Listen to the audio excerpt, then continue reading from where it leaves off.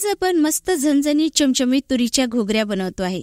घुगऱ्या हा एक विदर्भीय पारंपरिक पदार्थ आहे, जो तुम्ही रस्सा भाजी म्हणून पोळी आणि भाताबरोबरही खाऊ शकता आणि उसळ म्हणूनही खाऊ शकता. घुगऱ्या हा प्रकार तुम्हाला हिवाळ्यात सरत असताना आणि उन्हाळ्याच्या सुरुवातीला बघायला मिळतील. तर घुगऱ्या बनवण्यासाठी इथे मी मोगरा तुरीचा वापर करते आहे. मोगरा तुरीचा जो रंग असतो तो फिकट तपकिरी असतो, म्हणजे येलोइश कलर असतो. तुमच्याकडे जी तूर तुम्हाला मिळत असेल त्या तुरीचा वापर तुम्ही करू शकता. जे रात्रभर भिजत घातलेलं पाणी होतं ते मी फेकून दिलेलं आहे. यामध्ये फ्रेश पाणी घालायचं आहे आणि स्वच्छ 2 ते 3 पाण्याने ही तूर आपल्याला धुवून घ्यायची, म्हणजे रात्रभर जो कुबट वास येतो तो कुबट वास याचा निघून जाईल. तर याला स्वच्छ 2 ते 3 पाण्याने मी धुवून घेतलेलं आहे. यामध्ये जे दाणे असे राहिलेले असतील, जे व्यवस्थित भिजल्या गेलेले नसतील, ते निवडून घ्यायचे आहे. तुरीमध्ये बरेच वेळा कीड सुद्धा असते, किडलेले दाणे सुद्धा बाजूला काढून घ्यायचे. यामध्ये 1 गडवा पाणी घालायचं आहे आणि कुकरमध्ये आपल्याला ही तूर शिजवून घ्यायची आहे. तुरी वेगवेगळ्या प्रकारची असतात, त्यामुळे शिजवण्याचा जो वेळ असतो तो वेगवेगळा असू शकतो. मी जी तूर घेतलेली आहे ती मीडियम फ्लेमवर फक्त 2 शिट्यामध्ये व्यवस्थित शिजवून तयार झालेली होती. तुम्ही कुठली तूर वापरता आहे त्यानुसार तुम्हाला इथे कुकरच्या शिट्या काढायच्या आहे. पण 2 शिट्यामध्ये जर तुम्ही मीडियम फ्लेमवर याला शिजवलं तर व्यवस्थित तूर शिजवून जाते. जास्त जर शिजल्या गेली आणि तूर जर मॅश झाली तर त्याची उसळ छान लागत नाही, म्हणून खूप जास्त वेळ शिजवू नका. आता फोडणी करण्यासाठी कढईमध्ये मी तेल गरम केलेलं आहे. 2 ते 3 चमचे तेल गरम करायचं. यामध्ये जिरे मोहरी घालायचं. 2 मोठ्या आकाराचे कांदे बारीक चिरून घातलेले आहे. कांदा आपल्याला व्यवस्थित तेलामध्ये परतून घ्यायचा आहे. तर इथे बघू शकता कांदा मस्त तपकिरी रंगावर परतल्या गेलेला आहे. यामध्ये 1 चमचा लसूण आल्याची पेस्ट घालते आहे.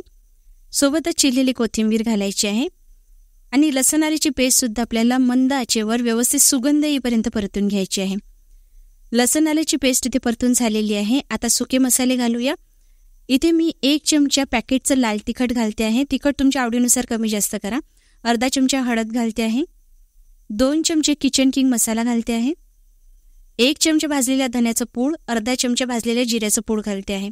सर्व मसाले मंद आचेवर आपल्याला परतून घ्यायचे आहे. मसाला मंद आचेवर परतून झालेला आहे. आता यामध्ये 2 ते 3 चिरलेले टोमॅटो घालायचे आहे. टमाटर घातल्यामुळे या उसळला छान चटपटीत अशी चव येते. तर तुम्ही याला भाजी म्हणूनही खाऊ शकता किंवा तुम्हाला उसळचा एक नवीन प्रकार ट्राय करायचा असेल तर नक्की करून बघा. प्रोटीनयुक्त आहे, अतिशय चविष्ट लागतो. चणे तर तुम्ही नेहमीच बनवता, पण एकदा उसळीचा हा प्रकार सुद्धा खाऊन बघा, तुम्हाला अतिशय आवडेल. सोबतच मी मीठ सुद्धा घातलेलं आहे. जेवढं उसळला लागणार आहे तेवढं मीठ याच वेळी घालायचं, त्यामुळे टमाटर लवकर सॉफ्ट होऊन जातात. तर इथे बघू शकता टमाटर मॅश व्हायला सुरुवात झालेली आहे. आपण झाकण ठेवून सुद्धा हे टोमॅटो शिजवून घेऊया. तर इथे मी टमाटर झाकण ठेवून 5 मिनिटासाठी शिजवून घेतलेले होते. बघू शकता कढईने तेल सुटायला लागलेलं आहे, पण टमाटर अजूनही पूर्णपणे मॅश झालेले नाही आहे. यासाठी आपल्याला परत झाकण ठेवायचं आहे आणि 5 मिनिटासाठी टमाटर शिजवून घ्यायचे आहे. इथे कुकर सुद्धा व्यवस्थित गार झालेला आहे. पूर्णपणे गार झाल्यानंतरच आपल्याला झाकण उघडायचं आहे.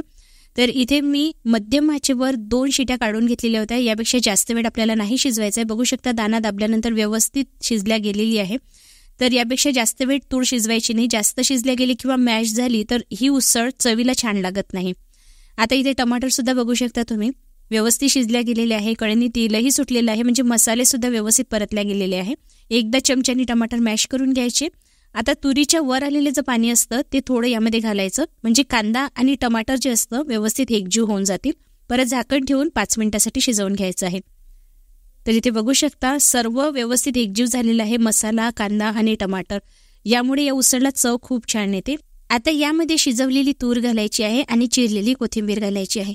मीठ आपण ज्यावेळी टमाटर घातले होते त्याच वेळी यामध्ये घातलेलं होतं. तुम्हाला कमी वाटत असेल तर तुम्ही यामध्ये एक्स्ट्रा मीठ ॲडजस्ट करून घेऊ शकता. तर ही जी तुरीची उसळ आहे याला तुम्ही भाजीसारखंही खाऊ शकता. जर सेमी थिक ठेवलं तर पोळी बरोबर सुद्धा खाता येईल. रस्सेदार जर ठेवली तर भाताबरोबर खायला सुद्धा अतिशय चविष्ट लागते. आणि तुम्हाला भात पोळी असं काहीही खाण्याची इच्छा नसेल, फक्त तुम्हाला 1 पॉट मील म्हणून खायचं असेल तर उसळ म्हणून सुद्धा खाता येईल. अतिशय चविष्ट लागते. याला जो रस्सा ठेवला जातो हा छान गोडवट चवीचा लागतो. एकदा खाल्ला तर खावासाच वाटेल असा लागतो. नक्की ट्राय करून बघा. खेडे भागामध्ये राहणाऱ्या लोकांसाठी तुरी इझिली उपलब्ध होऊन जातात, पण जे शहरी भागामध्ये राहतात त्यांना मिळणं थोडं कठीण असतं.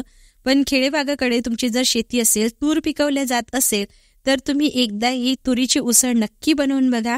तुम्ही याआधी चण्याची उसळ खाल्लेली असेल, याआधी तुम्ही कडधान्याच्या वेगवेगळ्या उसळी खाल्लेल्या असेल, पण घुगऱ्या हा एक गावरान प्रकार आहे जो विशेष करून गावाकडेच बनवला जातो आणि अतिशय चविष्ट लागतो. प्रोटीनयुक्त आहे, फायबरयुक्त आहे, बनवायला अतिशय सोपं आहे, झटपट बनवून तयार होऊ शकतो आणि फार काही जिन्नस लागत नाही ही उसळ बनवण्यासाठी. तुम्ही भाजीसारखंही खाऊ शकता, उसळ म्हणूनही खाऊ शकता. तर तुम्हाला भाजी आणि उसळचा हा नवीन प्रकार कसा वाटला मला कमेंट करून नक्की कळवा. जर तुम्हाला आवडलं असेल तर लाईक करा. अशाच नवनवीन रेसिपी पुढेही बघण्यासाठी घरोघरी अन्नपूर्णा या चॅनलला सबस्क्राईब करून बेल आयकॉन नक्की दाबा. ही रेसिपी जर तुम्हाला हिंदीमध्ये बघायची असेल तर घरोघरी अन्नपूर्णा हिंदी या नावाने माझे नवीन चॅनल सुरू झालेले आहे. ही रेसिपी तुम्ही हिंदी भाषेमध्ये सुद्धा त्या चॅनलवर बघू शकता. त्यासाठी हिंदी चॅनलला सुद्धा सबस्क्राईब करा. लवकरच भेट होणार आहे अशाच एका रेसिपी बरोबर. तोपर्यंत धन्यवाद.